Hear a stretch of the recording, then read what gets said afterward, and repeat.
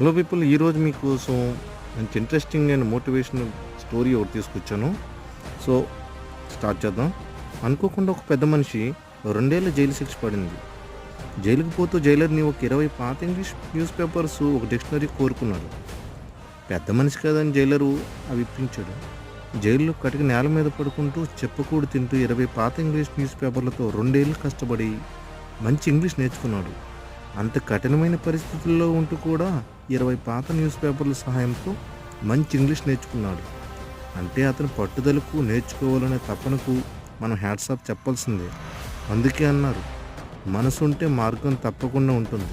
So ఈ story వల్ల మీరేం నేర్చుకున్నారు, మీకేం అర్థమైంది అనేది కామెంట్లో పక్కా చెప్పండి. సో మా వీడియో నచ్చినట్టయితే లైక్ చేసి, కామెంట్ చేసి, సబ్స్క్రైబ్ చేయండి. మరిన్ని కొత్త వీడియోస్ కోసం మన ఛానల్ ఫాలో అవ్వండి ఫ్రెండ్స్. మీరు లైక్ చేయాలి. లైక్ చేస్తే మరిన్ని కొత్త వీడియోస్ చేయడానికి నాకు అవకాశం ఇచ్చినట్టు ఉంటుంది, నన్ను మోటివేట్ చేసినట్టు ఉంటుంది.